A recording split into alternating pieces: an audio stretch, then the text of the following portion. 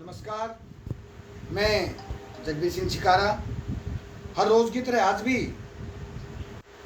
आपके सामने 10वीं कक्षा के इतिहास विषय के मुगल शासकों के बारे में आपको पढ़ाया जाएगा। आपने पिछली वीडियो में बाबर के बारे में पढ़ा, आज उसके बड़े बेटे हुमायूं के बारे में पढ़ेंगे। 1530 में जब बाबर की मृत्यु हो गई तो उसके पश्चात उसका बेटा नसीरुद्दीन मोहम्मद हुमायूं 23 वर्ष की आयु में दिल्ली की राजगद्दी पर बैठा। उसे आंतरिक तथा बाह्य दोनों प्रकार की बहुत सी कठिनाइयों का सामना करना पड़ा। वो कारण क्या था कि उसके पिता को हिंदुस्तान में राज करते केवल 5 वर्ष का समय गुजरा था। उसकी मृत्यु हो गई बाबर की। तो बाबर के 4 बेटे थे, हुमायूं, अस्करी, कामरान और हिंदयाल। एक उनकी बहन थी हमीदाबाद। अब जिस समय इसने 23 वर्ष की आयु में गद्दी संभाली, भारत का ये शासक बना, तो उसके सामने अनेक दिक्कतें आई। वो परेशानियां, वो कठिनाइयां और दिक्कतें कौन कौन सी थी वो पढ़ते। और शासन अभी सुदृढ़ नहीं था, पैसे की भी कमी थी और अफगानों को अभी भी पूरी तरह से अपने अधीन नहीं किया गया था। वे अभी भी मुगलों को भारत से निकालने की फिराक में थे, उम्मीद में बैठे थे। हुमायूं के संबंधियों ने उसके साथ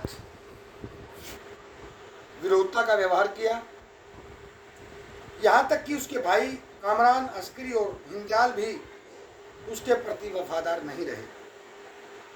उसके जीवन में प्रत्येक पल उसके भाई कोई न कोई मुश्किलात, कठिनाई पैदा करते ही रहे। हुमायूं ने अपनी दयालुता के कारण उन्हें के प्रति कोई कड़ा कदम नहीं उठाया। वो गलतियां करते रहे, लेकिन उसके भीतर अपने भाइयों के प्रति दया थी। वरना युद्ध के अंदर, राजनीति के अंदर हर बात जायज होती है। कितने इतिहास उठा लीजिए, आपको पता भी होगा कि अशोक अपने 99 भाइयों की हत्या करके गद्दी पे बैठा था। तो राजा कुछ भी कर सकता था, लेकिन उसने अपने भाइयों के प्रति कोई कठोर कदम नहीं उठाया। और दूसरी तरफ हुमायूं को कुछ बाह्य शक्तियां भी तंग कर रही थी।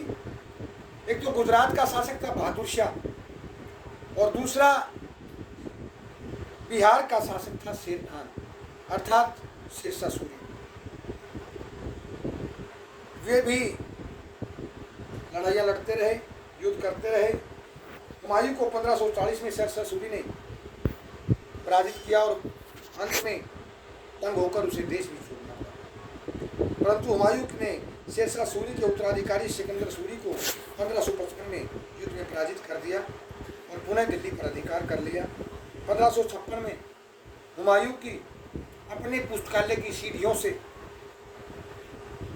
उतरते हुए पैर फिसल जाने के कारण घातक चोट लगी उनको और उनकी मृत्यु हो गई।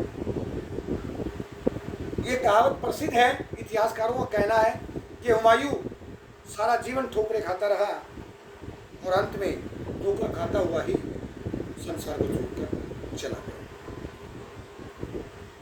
अब जो प्रश्न हम ये तो पढ़ा हुमायूं के बारे में, हुमायूं के मुश्किलात के बारे में, कैसे उसकी मृत्यु हुई, कैसे उसने दोबारा सिंहासन प्राप्त किया, किससे प्राप्त किया।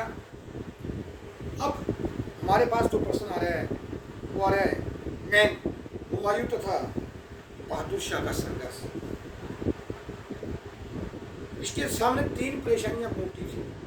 एक तरफ इसके भाई, एक तरफ शेरशाह सूरी और एक तरफ गुजरात का शासक। जब गुजरात का शासक शेरशाह सूरी की तरफ हुमायूं की तरफ चलता, लड़ाई होती, और जब शेरशाह सूरी उससे लड़ने के लिए जाता तो इधर से उसके राज्य पर शेरशाह सूरी आक्रमण करते। जब वो शेरशाह सूरी से निपटने के लिए जाता तो बहादुर शाह आक्रमण कर देता। अब इसके भाई जो थे, जो हिस्सा बराबर कर लिए हुए थे, वो इसके लिए षड्यंत्र रचते रहते थे। तो ये सारा जीवन दुखी रहा कड़िया गुजरात के शासक बहादुर शाह और हुमायूं के संघर्ष के बाद। बहादुर शाह गुजरात का एक शक्तिशाली शासक था। उसने उसके कई क्षेत्रों पर अपने अधीन करके अपनी स्थिति को मजबूत कर लिया। अब उसने दिल्ली की गद्दी पर बैठने का सपना देखना शुरू कर दिया।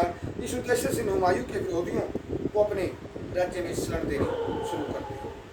1535 में बड़ी चतुराई से चित्तौड़ पर अधिकार कर लिया था और बहादुर शाह चित्तौड़ के आक्रमण के समय राजपूतों ने हुमायूं से सहायता मांगी थी। एक महारानी थी, चित्तौड़ की रानी थी करमवती, उसने हुमायूं के पास राखी भेजी थी, लेकिन इसने राखी का कोई जवाब, मतलब उसके संदेश का कोई जवाब नहीं दिया। अगर ये वहाँ सबसे बड़ी भूल कर गया, अगर चित्तौड़ की रानी करमवती की ये राखी को स्वीकार कर लेता, अब उसको बहन मान लेता, तो राजपूत उसके लिए सदा सदा के लिए मर मिटने के लिए तैयार हो जाता। ये बहुत बड़ी भूल की थी जिंदगी में। सहायता मांगी थी, परंतु हुमायूं ने उसकी कोई सहायता न देकर बड़ी भूल की। परंतु जब बहादुर शाह ने चित्तौड़ पर विजय पा ली तो हुमायूं ने उसके साथ मुकाबला करने का निर्णय किया। उसने मंदसौर के स्थान पर बहादुर शाह को पराजित किया। बहादुर शाह भागकर गुजरात अर्थात मालवा की राजधानी मांडू जा चला गया। हुमायूं ने उसका पीछा किया तथा मालवा को अपने अधिकार में ले लिया। यहाँ बहादुर शाह यहाँ से गुजरात चला गया और यहाँ भी हुमायूं बहादुर शाह को सब चंपानेर और फिर कैबे से भगा दिया और बहादुर शाह ने दीव में जाकर पुर्तगालियों के यहाँ शरण ली, क्योंकि उसमें पुर्तगाली भी भारत में आ चुके थे। हुमायूं ने बहादुर शाह का पीछा न करके एक और बहुत बड़ी राजनीतिक भूल की थी। एक रानी करमवती की सहायता न करके राजपूतों की, और दूसरी उसको भगाकर कम करे। ये बहुत बड़ी भूल की थी जो उसका पीछा नहीं किया। ये बहुत बड़ी राजनीतिक भूल थी। इस समय मालवा में विद्रोह हो जाने के कारण हुमायूं ने गुजरात का शासन प्रबंध अपने भाई अस्करी को सौंप दिया। अयोग्य होने के कारण अस्करी इस शासन व्यवस्था के मालवा की संभाल नहीं पाया, शासन को अच्छी तरह से नहीं चला सका। ऐसी स्थिति का लाभ उठाकर बहादुर शाह ने अस्करी को गुजरात से भगा दिया और गुजरात पर अधिकार कर लिया।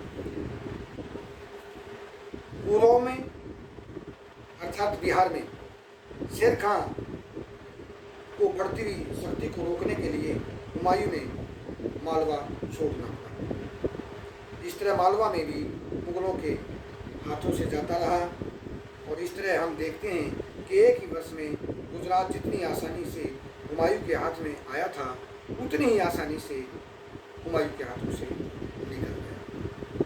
ये था हुमायूं और बहादुर शाह जो गुजरात के शासक थे उसके बीच संघर्ष। अब दूसरा संघर्ष पढ़ेंगे हम हुमायूं और शेर खान का या शेरशाह सूरी। पूर्व में शेर खान हुमायूं के लिए बहुत बड़ा खतरा बनता जा रहा था। 1533 से लेकर 1536 के समय शेर खान अपनी शक्ति को बढ़ाता जा रहा था। उसने बिहार में अपनी स्थिति को काफ़ी मजबूत कर लिया और 1536 से बंगाल पर अधिकार कर लिया। इस प्रकार हुमायूं अपने लिए एक बहुत बड़ा खतरा उसे महसूस होने लग गया। इसलिए हुमायूं ने शेर खान के साथ टक्कर लेने का, युद्ध करने का निर्णय लिया। हुमायूं ने चुनार के किले को घेर लिया। उसने अपने कुशल तोपची रूसी खां के प्रयासों के बावजूद इसे 6 महीने के घेराव के बाद जुलाई 1537 में विजय कर लिया। अब हुमायूं ने बंगाल की ओर बढ़ना शुरू किया तो शेर खान बहुत चतुर था। उसने इस आक्रमण से पूर्व ही अपने सारे धन और परिवार को बंगाल से रोहतासगढ़ के किले में भेज दिया। इसके अतिरिक्त उसने गौड़ अर्थात बंगाल की राजधानी हुआ करती थी उसमें के महलों में भारी मात्रा में शराब रखवा दी। हुमायूं ने बड़ी आसानी से बंगाल पर अधिकार कर लिया। हुमायूं इस विजय से प्रसन्नता के कारण अंग्रेजों में डूब गए। बहुत चालाक था, धन रोहतासगढ़ के किले में था और वहाँ पर शराब बदले में रखवा दी। जब ये गए वहाँ के सैनिक, हुमायूं विजय होकर, इस विजय से प्रसन्न होकर उन्होंने शराब को पीना वहाँ शुरू कर दिया। उसने कोड का नाम बदलकर जन्नताबाद रख दिया। शेर खां इस सौन अवसर की तलाश में था। उसने अपनी पूर्ण तैयारियां करके बंगाल की ओर को चारों ओर से घेर लिया। इस हुमायूं को इस बात का भूल का एहसास हुआ तो उसने बंगाल से निकलने का प्रयास किया। शेर खां के सैनिकों ने उसका पीछा किया। जून 1539 के अंदर चौसा के मैदान में, चौसा के स्थान पर हुमायूं और शेर खां के बीच टक्कर हुई। लेकिन हालात इस तरह हुए कि इस युद्ध में हार गया और अपनी जान बचाकर ये अपने घोड़े समेत वहाँ से भाग लिया और उसने गंगा नदी में छलांग लगा दी। जब ये डूब रहा था तो वहाँ किश्ती ने इसकी जान बचाई और वहाँ से ये अधीन होकर वहाँ से भाग गया और शेर खां का अधिकार अपने क्षेत्र पर हो गया। अब शेर खां यहाँ पर अपना अधिकार जमा चुका था। विशाल सेना के साथ 1540 में फिर कन्नौज पर आक्रमण किया। इस हुमायूं की फिर कड़ी राज्य हुई और हुमायूं को अंत में भारत छोड़ना पड़ा। अब हुमायूं यहाँ से भारत छोड़कर ईरान के शाह के पास जाकर उसने शरण ली। अमरकोट के स्थान पर 1542 में इसके यहाँ एक पुत्र की प्राप्ति हुई। उस समय अकबर का जन्म हुआ था और इसके पास जिसमें इसको बेटा हुआ देने को कुछ भी नहीं था। लेकिन शेरशाह सूरी ज़्यादा दिन तक नहीं चल पाया। बिहार के सहसराम में भारत के ढेर में आग लग जाने के कारण शेरशाह सूरी की मृत्यु हो गई। इसका उत्तराधिकारी सिकंदर सूरी जो था वो गद्दी पर बैठा। लेकिन 1555 में ईरान के शाह की मदद से हुमायूं ने सिकंदर सूरी को गद्दी से उतार दिया और 1555 में दोबारा गद्दी पर काबिज हो गए। लेकिन अंत में 1556 के अंदर अपने पुस्तकालय की सीढ़ियों से शाम को उतर रहा था 4 बजे, पैर फिसल जाने के कारण उसके शरीर में कोई गहरी चोट आई। सिर में चोट आने के कारण उसकी मृत्यु हो गई। उसमें इसका बेटा जो अकबर था उसकी उम्र केवल 12 साल की थी और वो पंजाब में कलानौर के स्थान पर एक विद्रोह को दबाने के लिए गया। कल आपको अकबर के बारे में पढ़ाया जाएगा। तब तक के लिए आपसे विदा चाहते हैं।